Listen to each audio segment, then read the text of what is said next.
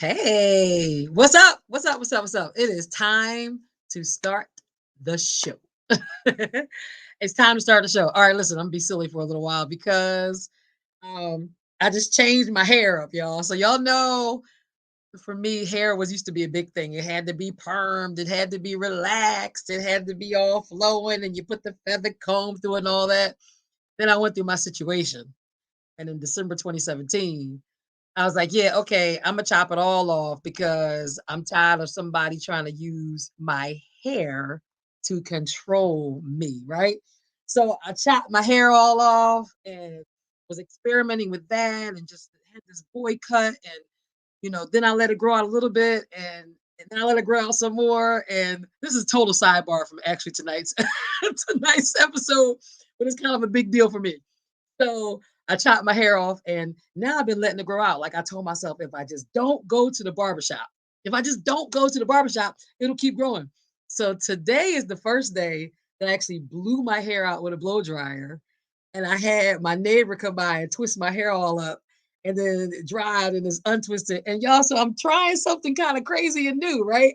I love wild hair now. Like I used to never love it. And so I say all that to say that I feel blessed that my hair and what it looks like is now a part of me expressing just whatever, right? I'm free. I'm me to do whatever, whenever, however.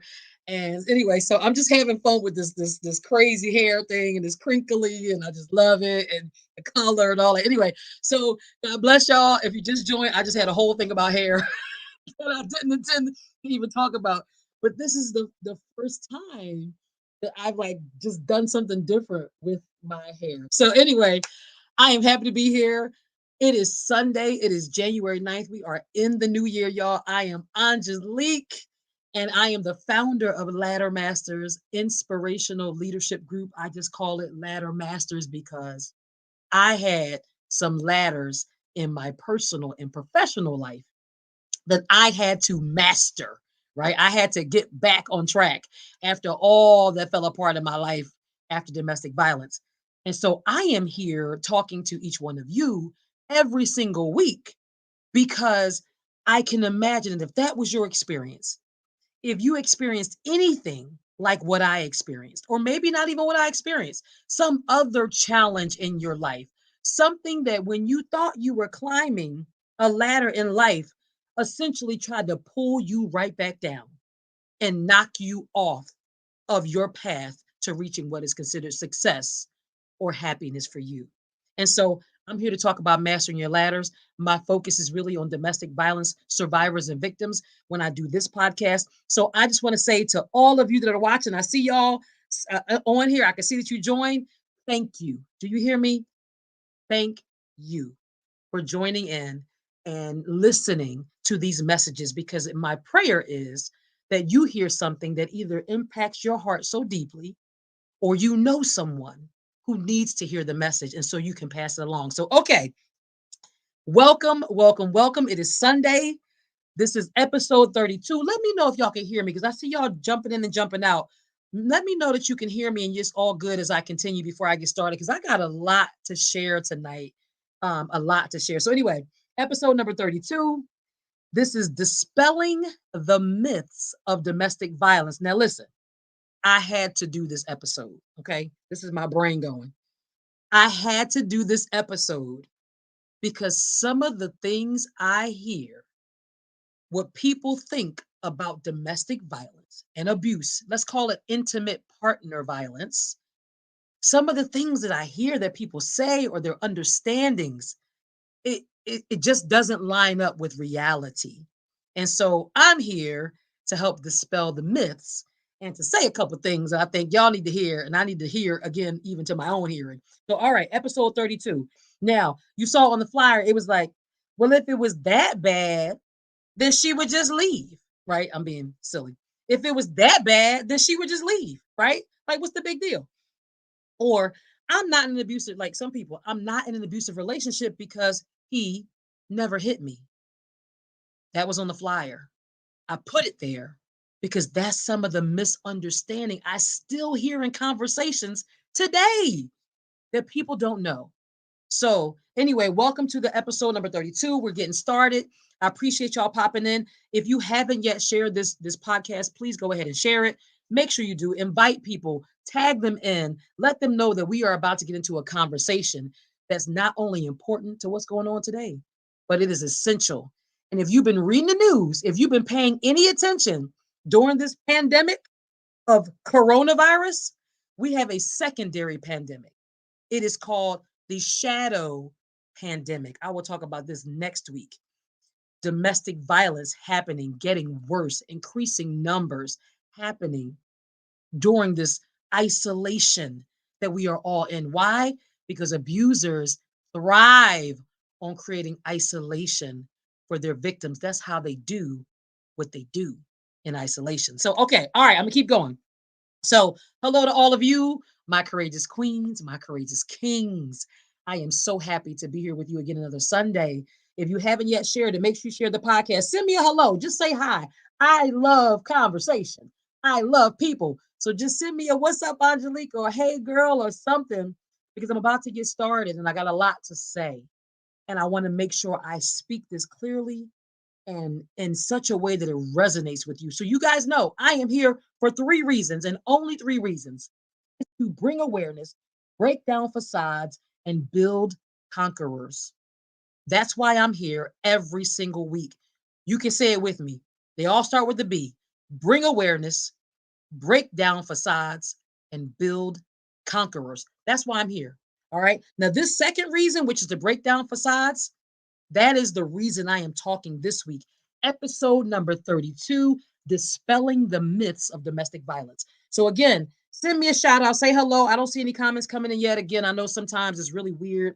Some people are submitting comments, but I'm not seeing them, or you're saying hello, but I don't see it. So, just want to say hi to y'all. All right. So, dispelling the myths of domestic violence. But before I go any further, you know I like to say a quick prayer. That's important to me and to settling my spirit down for this week and for this conversation. So I'm speaking to every victim, every survivor of domestic violence. I'm speaking to you if you know someone who's been through domestic violence. Me, you know me, right? Or a family member or friend, whatever, because this is essential. So, Father, I come before you right now just saying thank you. Thank you for what I now know to be the victory. A victory that was on its way the entire time that I was going through my situation, but it seemed so dark that there was no way I could have seen that the victory was in front of me. But God, today I claim victory over my life. I claim victory for every victim and survivor. If you are a victim still in it or a survivor who has gotten out, I'm already shouting victory for you. I know it doesn't feel good when you first get out, when you first break free, when you first escape. But I promise you, in the escaping in itself is a victory. So I bless your name, God, right now for the courage that you are planting and you are really solidifying in every victim and survivor. I thank you right now, God, for the strength that you are planting and solidifying in every victim and survivor, because that's what I needed. I thank you for the wisdom, God, that you are planting and solidifying in every victim and survivor, God. So I thank you for all these things. I count them done and I bless your name. In Jesus' name I pray. Amen. All right. We are ready to go because I feel it that I'm ready to go. I feel it. So I'm going to get started. Okay. So, y'all, we have got to talk about these myths that are surrounding domestic violence. I am here as me, Angelique, as Shorty from the 800 block of Price Street, as Angelique, this corporate professional, whatever it is, wherever you are, whatever part of your life you are representing today, all of you, some of you, piece of you, these myths of domestic violence are a part of what keep them going. And don't you ever think you're untouchable, ever. Because you know what? It's happening everywhere to all kinds of people. And I'm going to get into some of that today too. All right. So send me a shout out. If you haven't sent it yet, if you haven't shared this, if you haven't tagged somebody, let me know you're here. I love talking to y'all. So say what up. I need a what up in the house. Okay. Let me be clear. Domestic abuse. People call it different things. But in the case of a relationship, it is really called intimate partner violence. Okay. IPV, intimate partner violence. It affects all of us. And it has devastating impacts. I mean, don't get it twisted. It's not just a certain segment of people. I'm going to touch that tonight. So I'm going to take you through some of these very common myths about domestic violence. And my goal, just to be clear, my goal is to dispel some of those myths so that I can give you that kind of knowledge and power that takes this thing away, that helps to break it apart, that helps people to see what's really going on. We all need that knowledge. So there are so many myths, y'all. There's like there's so many myths about domestic abuse, violence, and its causes. But I'm going to challenge. I am here to challenge some of the most widely believed nonsense and deep rooted misconceptions about it. I need to do that. That's important. Now, as we consider each one of these myths, y'all, I want you to comment. So this means I need some participation, right? I want you to comment on what I'm talking about. Throw me some words, right? So I can kind of keep vibing off your energy because I need that and I appreciate that. Now, you know I'm gonna have something to say about each one of them. Y'all know that. I'm here because I talk. I know how to talk. So I also want to hear from you. All right. This is a really important episode, a very important episode. And here's the big why it's important because domestic abuse cases, domestic violence cases, they almost always follow the same script. They almost always follow the same script, yet it is so hard to stop them. Why is that? My God. Literally, are y'all listening? I have had so many survivors on this podcast, and I swear to you, we could have all been dating the same dude. We could have all been married to the same fool because domestic abuse really does follow a script. Yet, it's hard to stop them. So, because it's so hard to stop them, I want to help you not even get into one of them, not even be in a situation where you are experiencing domestic violence or abuse. So, I'm going to share some insights to you as to why it is so difficult. There's a writer, her name is Jess Hill. She wrote for a publication called The Guardian. It's a United Kingdom publication, but she shared this. Jess Hill said, many women don't even know they're experiencing abuse until they are already in situations that are incredibly dangerous. So this is part. People don't even define it. They thought we just had bad arguments, right? This is just we're just having a rough time, and every couple fights, right? That's what people think and say. And that phrase, every couple fights, allows too much interpretation. And what does fighting actually mean? Oh, like real fighting, right? No, no, no, no, no. That's not okay. So back to Jess. Many women don't know they're even experiencing abuse until they're already in situations that are incredibly dangerous. Some of that is because of coercive control, because it's so poorly understood, but also because the perpetrator is actually making the fact that they are abusing you, they're making it invisible. That's a part of the reason why. All right, hold on. Let me just check my screen real quick. All right. So, since it's so hard to stop these abusive relationships once they're in motion, my goal is to keep you from ever even being in one. That's my goal. That's why I'm here. That's why I'm talking. So let's get into these myths. Y'all ready? All right, because y'all know I got to act this out a little bit, right? To bring the drama. Okay. All right. So, myth number one. You ready? Things get really bad between us, but I'm not in an abusive relationship because he never hit me. You got me? Things get really bad between us, but I'm not in an abusive relationship because he never hit me. What y'all look, what say you? Are you not in an abusive relationship because you were never hit? Y'all tell me. I know. Y'all know I know what I'm going to say. Y'all tell me. Is that a fact? Is it a fact? All right. Well, let me help you out. That was the myth. Here's the truth. Here's the facts. Domestic abuse does not always include physical violence. Did you catch that? Domestic abuse does not always include physical violence. It doesn't. That is a fact. So, if you didn't know, if you are only looking for black eyes and bloody faces and busted noses, If that's what you're looking for, hold on. Oh, thank you.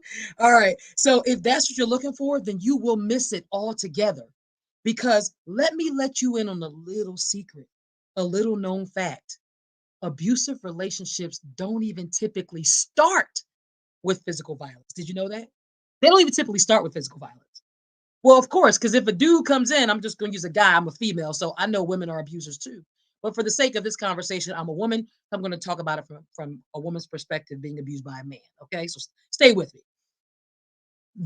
I mean, if they come in guns blazing and throwing bows, well, then you're out the door, right? You're not going to stay. They don't come in that way. They got to soften you up. They got to get you to a place where you fall in love and you trust them. Trust them. You believe that they are there for you. You believe they want only you. You believe this thing is actually happening magically around you.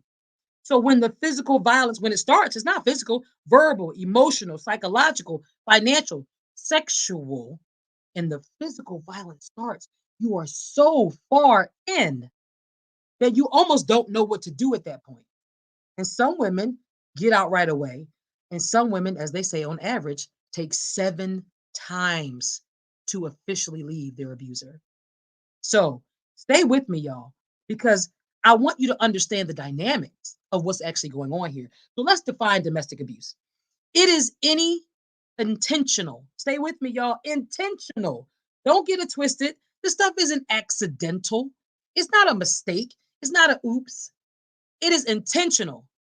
Any intentional action or even non-actions, ignoring whatever, right? All that non-actions used to gain or maintain control, power and control over someone and instill fear in another person in an intimate relationship.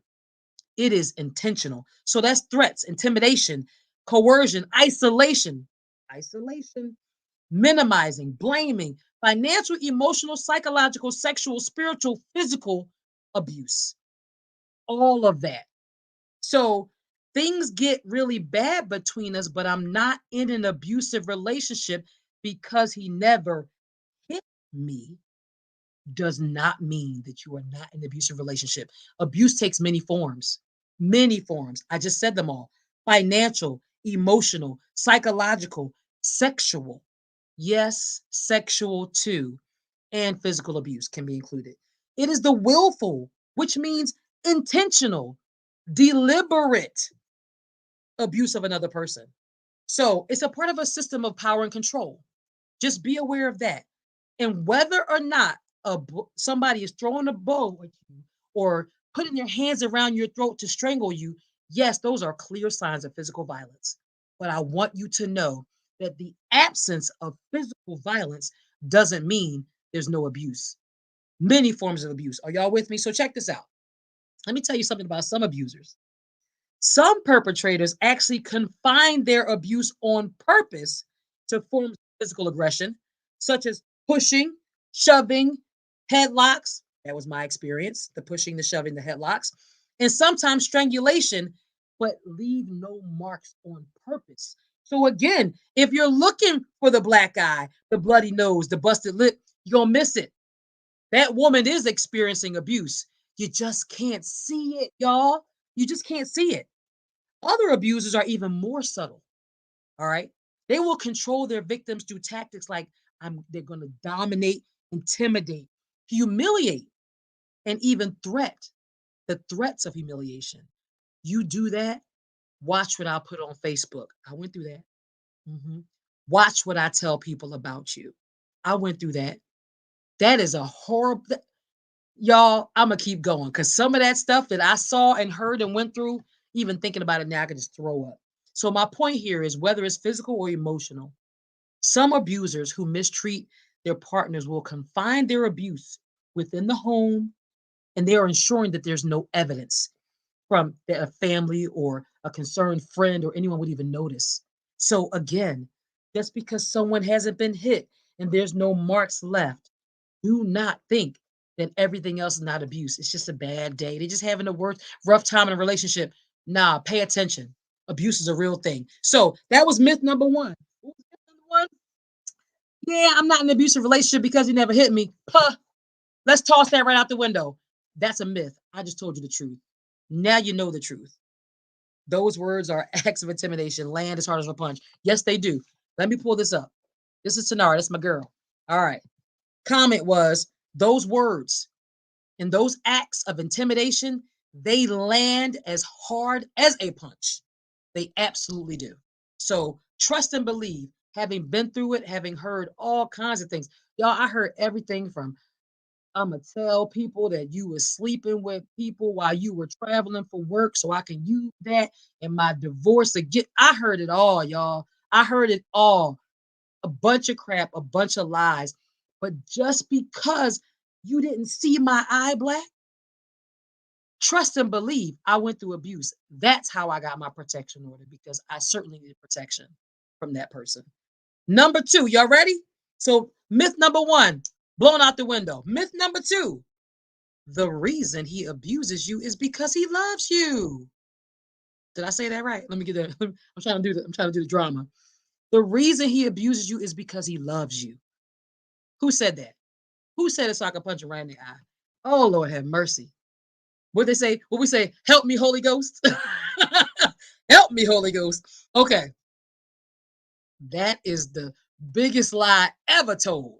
Okay. So you know that movie, we all know it. What's love got to do with it? What's love got to do with it?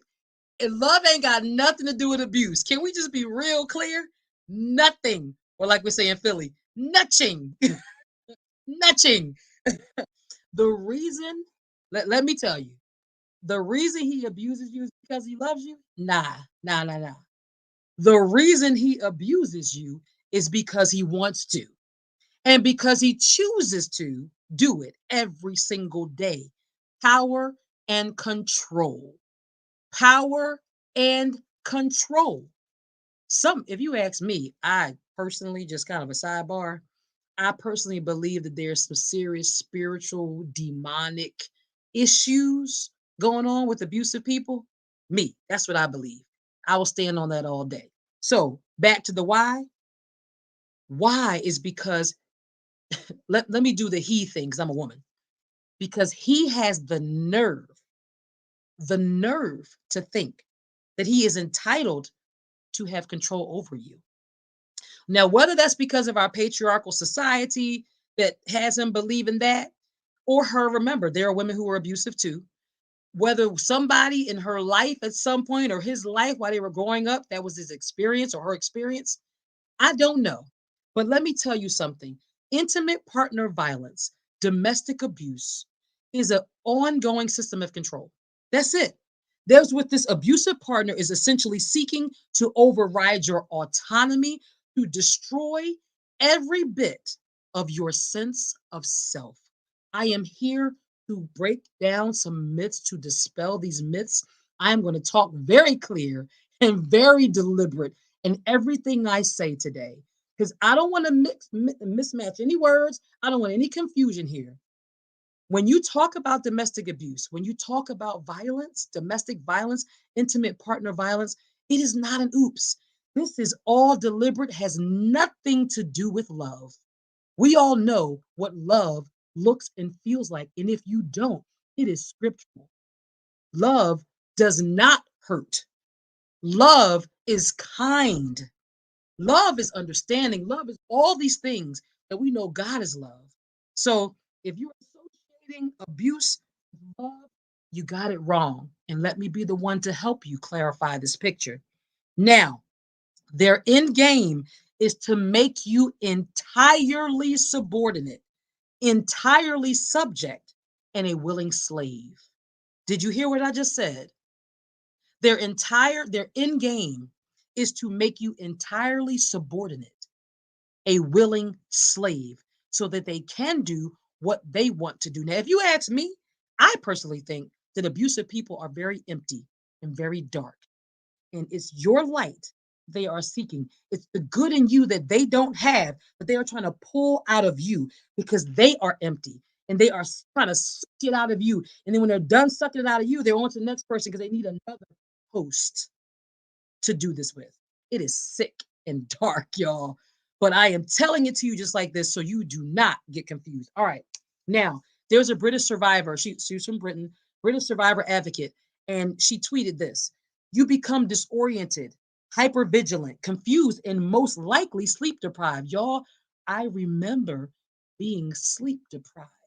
I remember trying to rest in my own home, and he would come in the room and bust in the door. And literally, I remember one time I actually said, "It has been almost 24 hours that I have been awake. Please let me sleep." But no, being sleep deprived is the state they want you in. So you can't think. You can never get back onto your square, right? This stuff is deep, y'all. I'm telling you. I, listen, people like, you should, girl, you can write a book. I don't think you understand. That's what I'm doing. I'm writing one. All right. So you are walking on eggshells, afraid you're going mad, afraid to make them mad. You are just afraid all the time. Sometimes not even knowing why you're in fear, but the panic is always there. Always. This is so true. I couldn't find better words. Like, anyway. So we're on myth number 2. Y'all remember, the reason he abuses you is because he loves you. No, the reason he abuses you has nothing to do with love. At the center of abuse is a desire, a need, a fascination, an obsession with power and control. Y'all know this. I showed it before. I always get this. I always struggle with it right backwards. But here we go. This is the wheel, the power and control wheel. And there's all these different explanations for what they're trying to gain power and control over and how they do it, using intimidation, emotional abuse, isolation, using children. They even use children to maintain power and control. You tell me where the love is in that. Tell me. And when you learn to love yourself wholly and completely, and even for the parts of you that are missing, the parts of you that aren't the best parts of you, when you learn to love all of you, you will absolutely see that what they are giving you has nothing to do with love. Nothing. Love yourself. I had to learn that. I thought I did. But in that process, I learned the areas within me that I had to shore up and firm up. So nobody's perfect, but let's not let these fools come in and make you even worse. All right, let's keep going. That was myth number 2. So truth is, he ain't abusing you because of love. Ain't got nothing to do with it. Not a darn thing. Myth number 3. Let's do this. You ready? People have said this. Oh God. She must be struggling, broke, need a man, or need someone to take care of her kids. I mean, why else would she let somebody abuse her? Mm. She must be broke, struggling, need a man, or need someone to take care of her kids. I mean, why else would she let somebody abuse her? Do you see me touching my earrings? Hmm. That must be why? Nah. Okay, first of all, shut up because you're wrong. You're absolutely wrong. You have no idea what you're talking about. Okay? Let's be clear. Domestic violence doesn't only happen to women who are unemployed or who live in the hood or who have 3, 4, 5 kids or who just need a man. Let's be very, very clear. It has nothing to do with being smart or being dumb. It happens to all kinds of women. It happens to all kinds of people. It happened to me. And I'm definitely not dumb.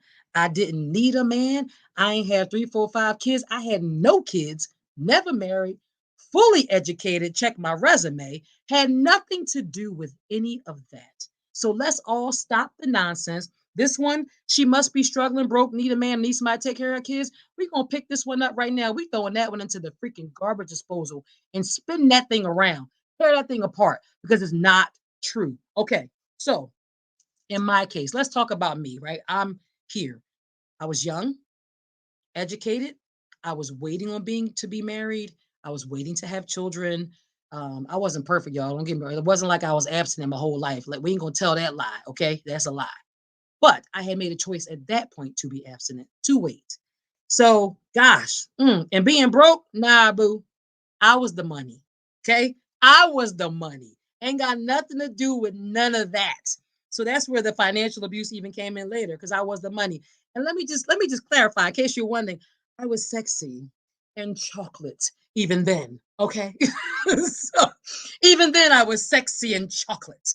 All right. So, but seriously though, y'all, I was also, let me tell you what he was really trying to get at. I was very responsible.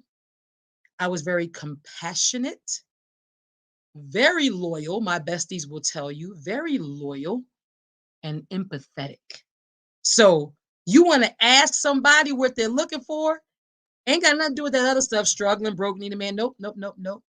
Abusers are looking for a certain type of person to get through what they want done. They got to get it through that kind of person. And unfortunately, some of your best qualities, listen, y'all, some of the best qualities about you are what abusers are looking for to manipulate them so they can exercise this power and control and this domination over you. So, look, at the end of the day, I had to figure out what my amazing qualities were that were, in fact, attractive to an abuser. Ain't that scary?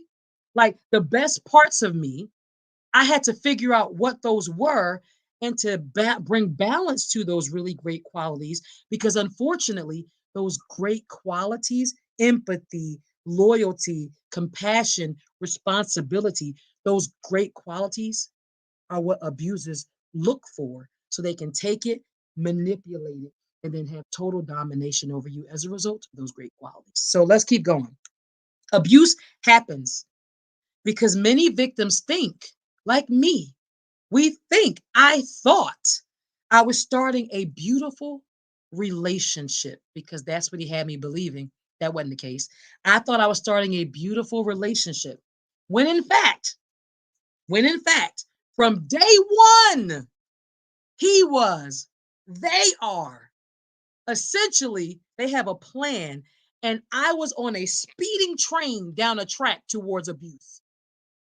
I had no idea. And you know what? None of the people who knew told me. Ooh, well, hello, hello, hello. Hi. What's going on, Kay? All right. When in fact, I mean, I didn't know. So the point is, yes, I hate to say it. I hate to say this, but they picked you. He picked me. Trust me. I'm sure he ran into a few that he was like, nah, I can't do it through that one. Nah. But her, great. So for whatever was going on in my life at that time, whatever was going on in your life at that time, it still ain't your fault. Can I be clear? It's not your fault that someone comes along and literally on purpose manipulates the situation. Tends to be nothing of who they actually are to work this process and essentially abuse you. That is a complete character flaw on their part. But what I learned is because now I know that there is a type that they are looking for. Now I've trained my mind a little bit differently, and so should you. So, what I learned too is that abusers ask you a lot of questions. Pay attention to this, y'all. Abusers ask a lot of questions about your past, about your family, about your desires, because they are essentially trying to assess where those weaknesses are, how far they can push your boundaries. They are trying to figure out all that. Who do they, you ready? They're trying to figure out who they need to become. Oh, who they need to become so that you will fall in love with them, so that you will trust them, so that now they have you in position to do the many things they plan to do later. Check me out, y'all. I ain't making it up. This is all from experience. And then after the experience, the research and the learning. All right. So stay with me. All right. So continuing. The myth was number three. We on number three. She must be struggling, broke, need a man, or need somebody to take care of her kids. Why else would she let somebody abuse her? That just even saying it just pisses me off. So anyway, once they know that they have their ideal victim, they do this grooming process and it goes into full swing, baby, and it moves fast. So the question that they were asking essentially from the beginning, the abusers is, what does she have going on that would be my best tools to use against her to control her? Pay attention to what you tell people, ladies. Pay attention to how much you disclose. Hold some of that stuff back. Wait them fools out because that's what they're doing. They pay attention to you. I'm going to tell you and advise you to pay attention for real to them.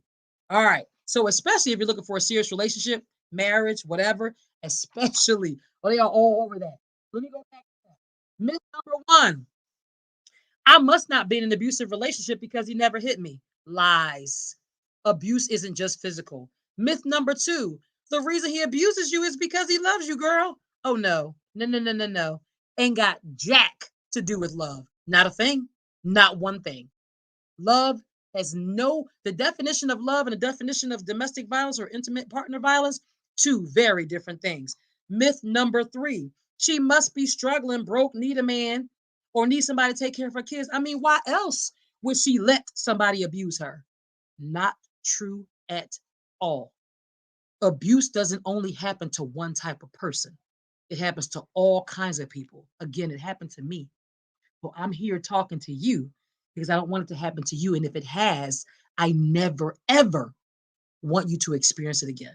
All right. We got that one done. All right. That was myth number three. Myth number four. Y'all ready? He is such a good person.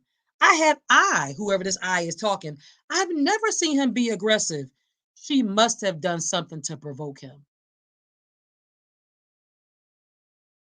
I'm gonna let y'all sit with that one right there just for a second. Y'all see this?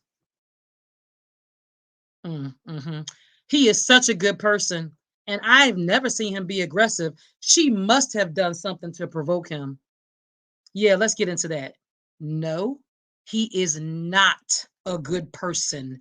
Let me tell you who he actually is. He is Dr. Jekyll and Mr. Hyde. Which one did you meet on which day is the question. Was he Dr. Jekyll or was he Mr. Hyde when you were around him? Because I promise you, there's two of them in there. And if it's a female, Dr. Jekyll and Sister Hyde, they do exist.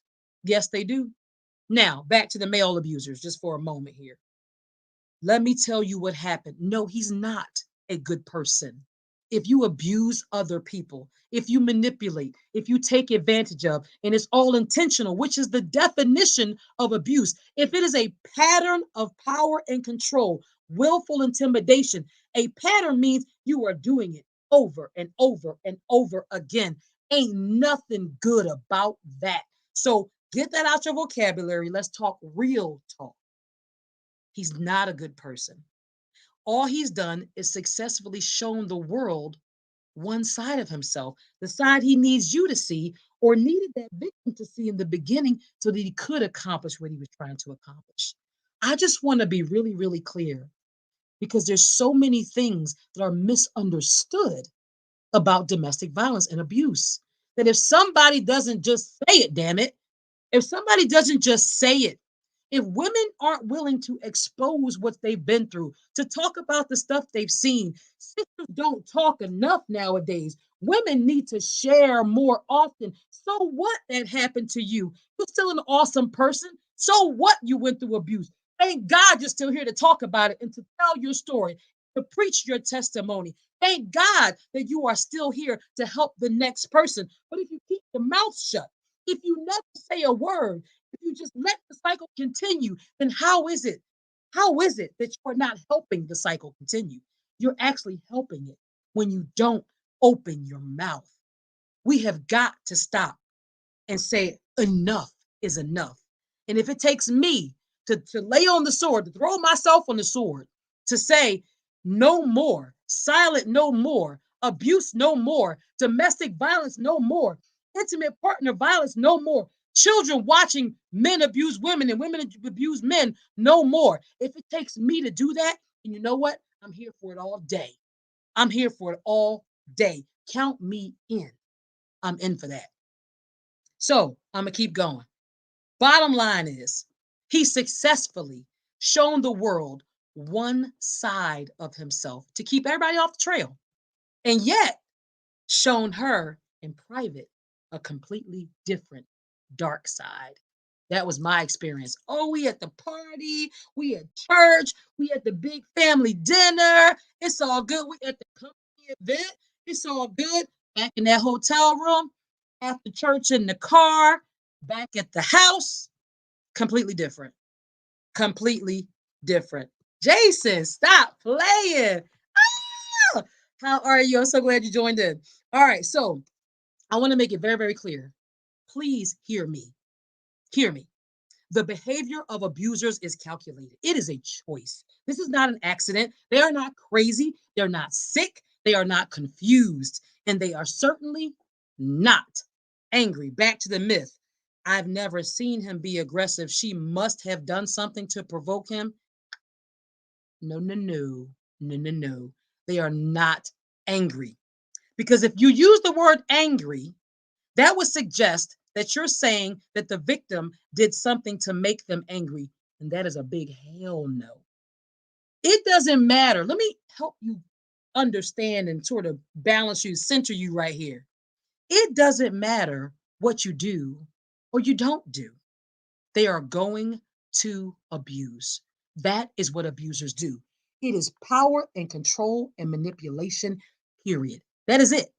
So you could be the sweetest thing. You can make them pancakes. You can make them waffles. You can put eggs, bacon, sausage, and ham. You can put the whole, you can even have fruit on the side of the plate. You can serve it up in the bed. You can give it to them before. It doesn't matter because abusers are going to abuse. It's not about making them angry. They will manufacture a reason to come after you and come for you. I promise you that. So I had a friend of mine who is a survivor advocate to this day. She was on my show before, and she tells her story, right? And she talks about literally how she made him pancakes, and apparently she was supposed to make the other thing like waffles or whatever, or the reverse. It was either she made waffles and supposed to make pancakes, or she made pancakes and supposed to make waffles. Doesn't matter. It doesn't matter because by her not making the right thing when she stood up there and cooked for your behind in the first place, but by her not making the quote unquote right thing that set him off. That was the first time she was hit because she didn't make waffles when it was supposed to be pancakes. Who you kidding? Who you kidding? It ain't got nothing to do with provoking them. Nothing to do with it. Abusers abuse. Anger my behind provoked him. Yeah, okay. All right. So back to myth number 4. You must have done something to provoke him. No, no, no, no, no. Abusers are manipulators. They feel no empathy for anyone. Probably not even for them darn selves. Goodness gracious. They just want total domination through creating fear. That's what they want. They want to gain and maintain complete control. And you know what? A romantic relationship is a great place to do that. And in my case, they would even play church and pimp God. You hear me? Play church and pimp God just to get that power and control. Yep, been there, done that. That was me. Didn't I say I was here to bring awareness and to break down facades? I ain't messing with y'all tonight. I ain't messing with y'all. Listen, thank you, y'all. Y'all on here. If you haven't yet shared this podcast, this live, make sure you share this live. If you have to, just tag people in, type in their names. That'll notify them that you're watching. They should join the live. Let me go back real quick. Myth number 1. Things get really bad between us, but I'm not in an abusive relationship because he never hit me. Lies. Absolute lies. Myth number 2. The reason he abuses you is because he loves you. No, no, no, no, no. Nothing at all to do with love. Nothing. Myth number 3. She must be struggling or broke or need a man or need somebody to take care of her kids. I mean, why else would she let somebody abuse her? Why else would she let somebody abuse her? Hear me, y'all. Nope. I ain't had none of that going on. Ain't need a man. What, bro? Of course, who doesn't want to be married as you get older? You want to start a family, but I ain't need a man. All right. This is crazy. Myth number 4. He is such a good person. I've never seen him be aggressive. You must have done something to provoke him. No. Let's be clear. And that's a part of why women stay. They believe that they must have done something wrong. And if they could just be nicer or smarter or do the laundry sooner or cook a better meal or give him better sex or be quieter or more meek or man, get the hell on from all that. None of it is true. If a person is a good person, they are not going to make a pattern out of abusing you. And if you made pancakes instead of waffles, it's baby, I really wanted waffles today, but you know what? Thank you, sweet pea, for making this for me. I appreciate you. There you go. That's what love sounds like. Did you hear me? Wait a minute. Did you hear me? That's what love sounds like. That other mess is fat, is crap. I'm not listening. All right. So, all right. So stop looking for a physical type. Stop assuming that the saint he presents himself to be is who he is. No, no, no, no, no. Nope. Because when he steps inside that front door of your house, different person. Bottom line is, has nothing to do with you provoking. It is all about this person and who they naturally are at their core. Would you write in here? Oh, yeah. I missed one. Biggest lie of the century. Yes. And also, love never abuses. Yeah, not the case. All right. We're on myth number 5. We got 2 more, and I'm getting short on time. I always do this. Goodness gracious. All right. Myth number 5. You ready? This is a hard one. I'm be honest. This one's a hard one. The only reason he is abusive, the only reason he's abusive is because he's been drinking or doing drugs. I'm gonna let that one sit real quick, just for a second.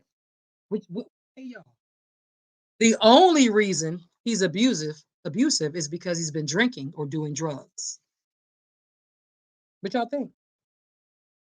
Words, opinions? Is it the drinking or the drugs that makes a person abuse another? Now, let me take you back to the definition. Abuse is an intentional, systematic use of power and control. It is intentional. So let's talk about it. I absolutely disagree. Okay. That's not the only reason. There is a difference between causation and correlation, between cause versus contributor. There is a difference between causation and correlation. So his control, I'm using a man again because I'm a woman, right? But there are women who are abusive too. His control, his abuse is neither a reaction to stress nor is it triggered by alcohol or drugs. Let me keep going. Let me keep going because I know that's tough for some people to swallow. Because some people think back to, well, my dad abused my mom and my dad drank a lot, or my mom drank a lot and she abused my dad. So let me just help you separate it in your mind, okay? Alcohol and drugs, yes, they can make existing abuse worse. Did you hear me? Alcohol and drugs can make existing abuse worse, or it can be the catalyst for an attack. But alcohol and drugs do not cause domestic violence. Can we be clear? Alcohol and drugs do not cause domestic violence. Let me just put it this way. There are a lot of people who use alcohol and drugs, and those people don't abuse their partners. Because if you say something causes something else, it needs to cause it every time. If I lift my phone up and open my hands, well, guess what? Opening my hands is going to make the phone drop. True, right? True. That's me opening my hands, phone will drop. Cause. Drinking alcohol and doing drugs does not cause someone to commit domestic violence or abuse. Because there's a whole lot of people that drink and a whole lot of people that huff and do a whole bunch of stuff and smoke whatever, and they're not abusing people. So get the words right. That's all I'm saying. Let me tell you what I'm actually saying. Got to sit right in my chair for this. The perpetrator alone is responsible for their own actions, thus the cause of the abuse. We are going to put the responsibility exactly where it belongs. The perpetrator alone is responsible for their own actions. That's it. Don't cut it, slice it no other way. Don't make it pretty. The perpetrator alone is responsible for their own behavior. So I see a quote here, a comment here. What people say and do when they are intoxicated is their truth. Thank you. What people do and say when they're intoxicated, that is their truth. So back to the whole point. It makes alcohol and drugs can make existing abuse worse. That's who you are. You're an abuser. You add the alcohol in or the drugs in, well, guess what? Now we got a whole recipe for a mess. Recipe for disaster. Thank you so much for that comment, because I absolutely agree. All right. So people who didn't work out their abusive tendencies were more likely to get drunk, and that state of drunkenness was connected to a rise in changing and engaging in violent behavior. But let's be clear, it doesn't cause it, because otherwise it caused it every time somebody took a sip. It would cause it. Thank you. That is not the case. So let's keep going. The myth is the only reason why he's abusive is because he's been drinking or doing drugs. So let me continue. That is not the truth.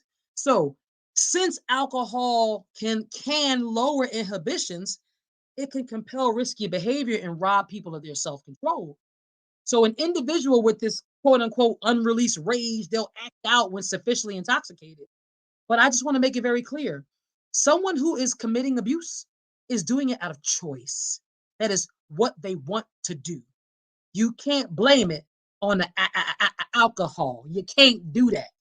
Now, you just cannot, y'all. So, although research indicates that among men who drink heavily, there are higher rates of assaults resulting in injury, the majority of men classified as high level drinkers do not abuse their partners. The majority of men classified as high level drinkers do not abuse their partners. I know for some of y'all, this is touching deep because you had a parent or you know of someone who was drinking and abusive, but drinking does not mean abusive. Abusers abuse and use alcohol as a part of their excuse, and it helps them to whatever lower their inhibitions to keep doing what they want to do and they are already choosing to do. All right, so here's the thing. Battering is a socially learned behavior. Abuse is a socially learned behavior, and it is not the result of substance abuse. It is not caused by mental illness. Men who batter frequently use alcohol abuse as an excuse for their behavior. But the truth is, many of the physically abusive incidents that we hear about, they occur in the absence of alcohol. Are y'all listening? Many of the events that we know about, they happen in the absence of alcohol. So let's not let that excuse live on. That was myth number 5. Blow that crap out the water. It's not true. I'm getting close to the end. Myth number 6. If it was that bad, she would just leave. Oh, that one gets me. Lord, that one gets me. If it was that bad, she would just leave. All right, so let me just say this, y'all. Just leave. Earlier this year, I think it was back in last year, it was back in August. I went through a book. I had a book series, and the book was all about domestic violence and a bunch 12 different women who had suffered domestic violence relationships, whether they were boyfriends or husbands. And one of the things in there they talked about that the just leave thing.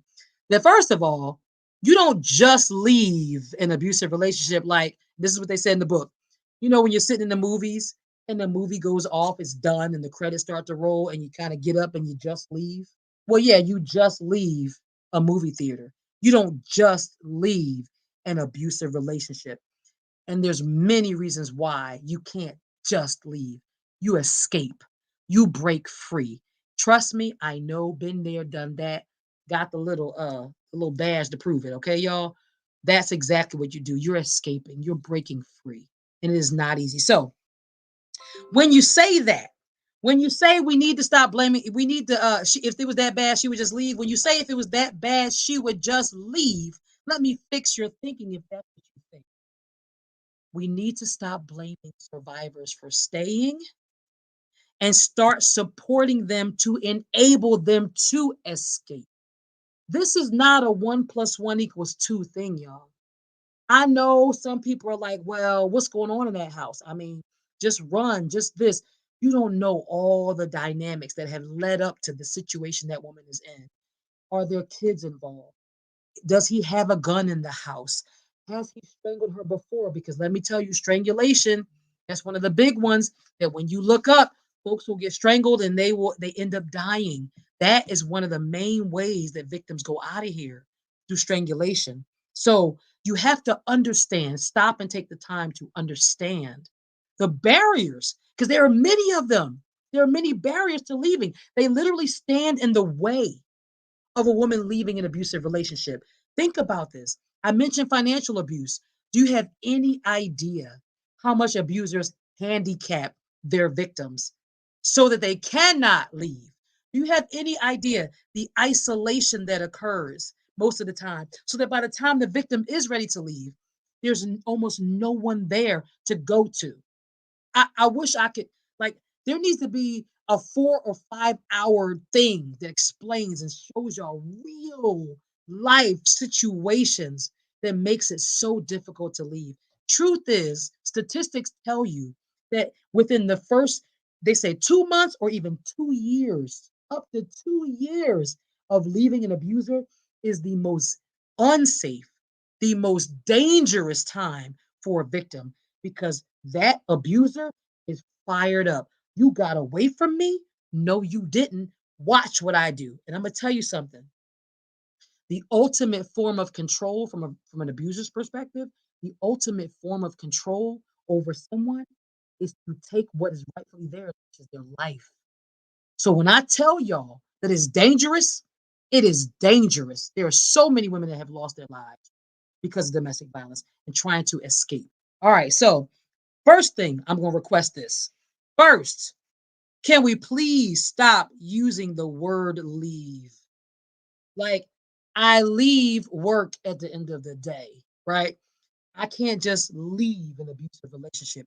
It takes safety planning and so much thought and things I can never try to explain. You are escaping. All right, so let me see. I got a comment here. I want to bring it up. All right. Women need to understand that they are all the queens and all deserve a king who knows how to love and respect their partner. Totally agree. We are queens. That's why I start this show. Hello, all my courageous queens and my courageous kings. Because when you see that crown always there, always present, even when it's not physically sitting on your head, but when you view yourself as wearing a crown, it changes your head up, chin up, right? It changes your perspective on you and your perspective on how people should respect you. All right. So thanks, Jason. Thank you. All right. So let's keep going. All right. So here are a few things. This is I'm going to close out on these topics. Okay. Here are a few things that actually prevent women from escaping. And this comes from a source called Women's Aid. Danger and fear. One of the most important reasons why women don't leave. One of the most important reasons why women don't leave is because it is incredibly dangerous, y'all. The fear that women feel is very real. It is very real. There's a huge rise in the likelihood of violence after separation. Listen, there's a huge rise. And I said that up to 2 years, even after the danger is so real, y'all. Second, let me keep going. Isolation. Domestic abusers in the domestic abuse situation, these abusers often rely on isolating their victims. Trust me, I know. Thank God I was never fully isolated. The perpetrator is essentially working very hard to weaken the connections that the victim or survivor has with their family and their friends. And that is what makes it extremely difficult for that person to seek out support.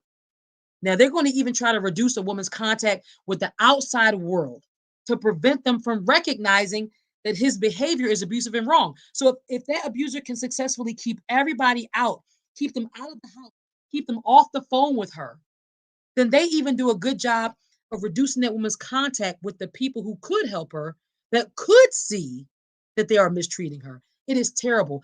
Isolation is what leads to women becoming extremely dependent on their controlling partner. It is that isolation that creates that extreme dependence. Let me keep going. All right, sorry, let me see. Hold on. Understand your importance and make your decision before it's late. Oh, ooh. Understand your importance as a person and make your decision before it's too late because there is a such thing as too late. And that is tough to even think about. But there are a lot of women, even most recently, I heard, I hear so many all the time, but um, a friend of mine who lost a friend, and it's tough to think about a woman who I know of that got stabbed in her apartment to death by her abuser, right? Like it just, it's hard to even think about some of this stuff. So anyway, another number three, shame, embarrassment, or denial. Now, perpetrators are often well respected. Y'all hear me? Oh, he was a performer. He was a church leader. He was this. He's a businessman. Oh, he's an attorney. He is a senator. He's whatever. Listen, y'all. A lot of times, these perpetrators, they are well respected themselves and they are actually liked in their communities because they're charming at the beginning. Remember, I told y'all? No abuser is coming up to you and being like, let me punch you in the face on the first date. No, they are as charming as possible. because they got to win you over, right? And they are very like manipulative, right? And a lot of these guys are salespeople, you name it. It's crazy. And so they got all these people around them believing this facade, who they are actually none of. And so that's a part of what prevents people from actually recognizing the abuse because they see them in this one particular way that is not true at all. And so it isolates the woman further because she's trying to say, he's this way to me. He's being this way to me. And people are like, I've never seen him behave that. Listen, y'all know these court cases where these people are like, that senator or that person, I am vouching on their behalf because I've never seen them be nothing good. This doctor, remember that doctor that supposedly was like touching his patients when they went to sleep and was raping them in their sleep? No, he's a good doctor. I've been going to him for years. Okay, just because he didn't abuse you has or rape you or do whatever has nothing to do with whether or not he did it to someone else. How dare you try to say and minimize someone else's experience? How dare you? And you're going to vouch for someone just because what you personally only you have no idea what happened to these other people. So watch what you say. All right, number one, danger and fear. Number two was isolation. The third reason why so second reason why it's so hard to leave. Number three, shame, embarrassment, or denial. Number four, trauma and low confidence. I want you to imagine being told every day that you're worthless, and the impact that that would have on your self-esteem. Victims have very limited freedom. So let's clarify that. When you are a victim of domestic violence abuse, you have very limited freedom to make your own decisions, to get out and about, to interact with other people. In an abusive relationship, all those things, literally, you are truly isolated. And so you're often traumatized when you're regularly told all these things about you, that you can't manage things on your own, that you need them. Fear is constant, and they live in the world of this everyday terror. So it is not easy to just leave. Number five, there are practical reasons why abusers control every aspect of a victim's life. They literally make it impossible to keep a job at times. Trust me, I know. I had a great job, still have a great job, same company, thank God, but I almost lost it. That dude wouldn't even let me get out the door to get to work on time sometimes, right? Lock the door. Can I please go? Taking my car keys, hiding my phone, stealing stuff. I'm telling y'all, it is not easy to just leave. I experienced it. So just be careful in your wording when you're talking to people. And then there's also what I call religious nonsense. I know it's 8:03. I'm gonna go till 8:15. It's what I call religious nonsense. This is my last point about why it's hard to leave. Religious nonsense. And I'm gonna say it just like that. Religious nonsense. I am a spiritual woman. I am a Christian woman. But there's religious nonsense that, listen, the struggle is real for women, y'all. They're getting verbally, emotionally, spiritually abused by men who promise to honor and cherish them. And some of these dudes are up in the church. Let me say again, I'm a Christian woman, okay? God's church, his bride is a real thing.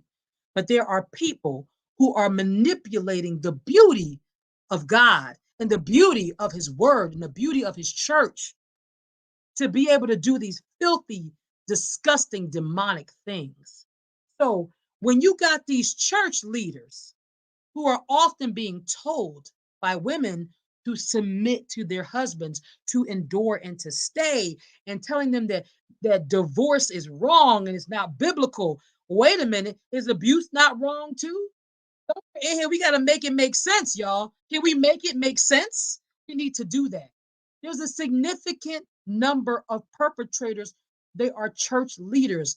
Don't get me started about my church story, okay? It all was predicated and started all up in the church. It just, it's like this nasty soup of disgustingness that I just can't even believe happened. Let me tell y'all something. When God designed a marriage, it was a covenantal design. Can I say it that way? That sounds all dramatic, but it was. And when you bring abuse into that situation, you are breaking a covenant. You are, sir, ma'am, whoever you are that's abusive, you are breaking a covenant. And there is no way that anyone could stand in my face and tell me that a woman should just continue to be subject to that, while at the meantime, the man is being told this is what it looks like to be a husband. You love your wife as God loves the church. Do you know what that looks like? Do you have any idea how much God loves the church? That women, yes, we should be submissive, but you know what makes us able to be submissive? We are able to be submissive in an order of respect. I can submit to a husband who is submitted to God. Did I say that? I can submit to a husband who is submitted to God. Ain't got no problem with that. But you can't tell me you submitted to God when you're sitting here abusing a child of God. Uh-uh. So when I say deuces, divorce, I'm out, I'm gonna need all of y'all to stop holding on to these legacy beliefs that I have to stay married and he can kick my tail and burn me with grease and punch me out and abuse my children. I'm supposed to stay married. Yeah, go on with that. It won't be me. It won't be me. And I pray it's not you. I'm gonna leave it right there. I pray it's not you. Because some of this stuff these leaders, church leaders are talking is nonsense. Again, religious nonsense. And then finally, there's failures of the justice system, failures of the justice system. So by the time you realize you're in danger, by the time you realize you got to get out, you're thinking, is this system even powerful enough to keep me safe? And we've seen many times where unfortunately that is not the case. The system is not doesn't appear to be powerful enough.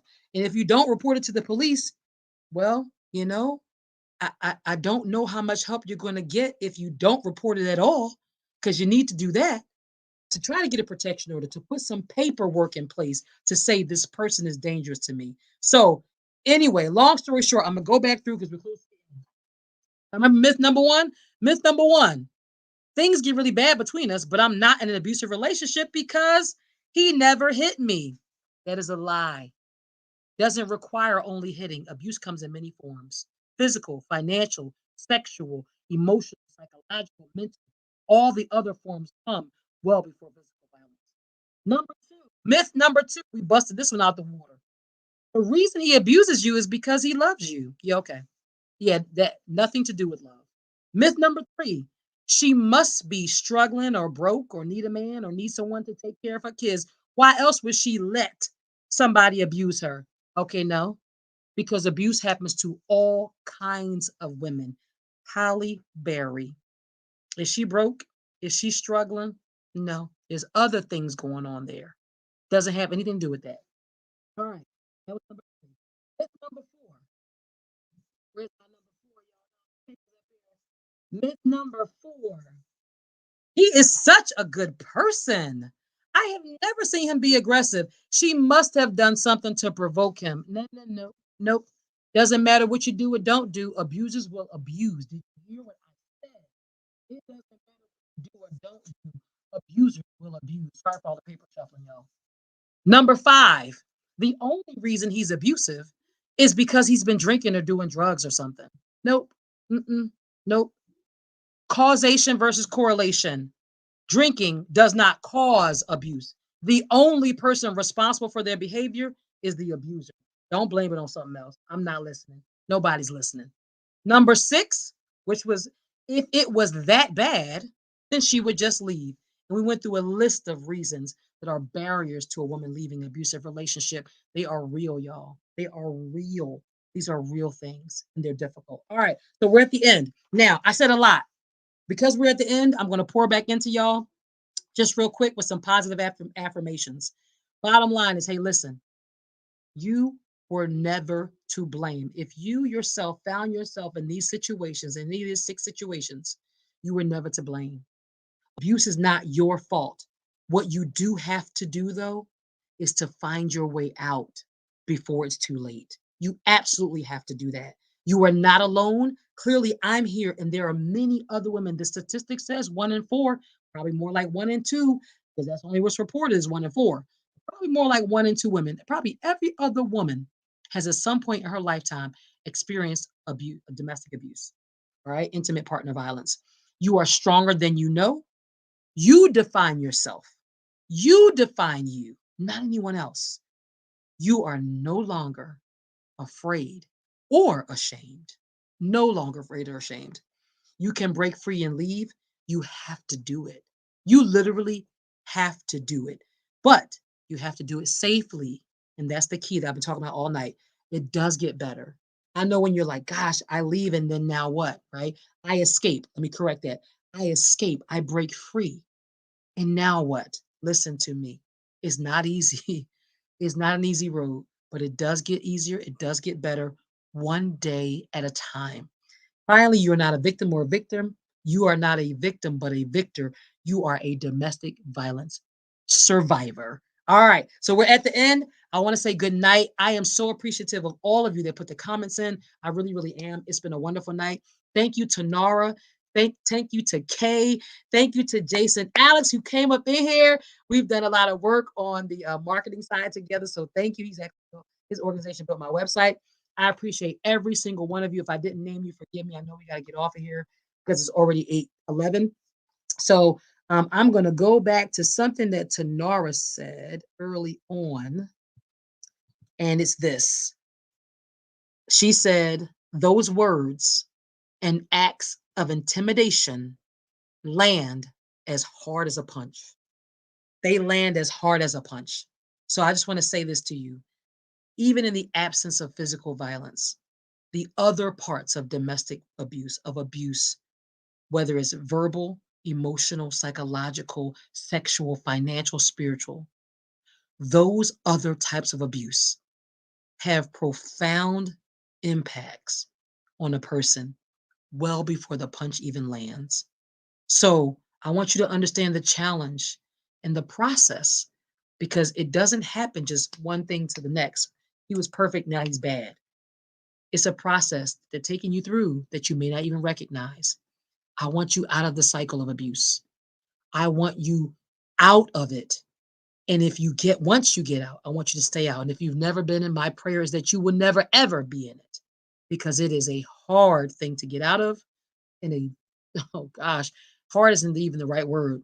It is beyond difficult to recover. So I love y'all. And I'm here every week because I do. And I want you to know I'm with you. I don't believe the myths because I know for myself they're not true. So I'm going to do whatever I can to break these myths, dispel these myths, and to always bring you the truth and to always encourage you. Because at the end of the day, my point number 3 is to build conquerors, bring awareness, break down facades, and build conquerors. My hope is that I'm always building a conqueror in you. All right. Next week, I'm going to talk about something very important. That thing I mentioned earlier, the shadow pandemic, the pandemic within a pandemic, which is domestic abuse during this COVID-19 isolation at home more. It's difficult. It's difficult for people to deal with. It's no joke. All right. So I appreciate y'all. It is 8:13. I'm going to get out of here and settle myself down for tonight. Get ready for work tomorrow, as I'm sure all of you will. God bless you. I love you. I will see you next week. All right, y'all. Bye bye.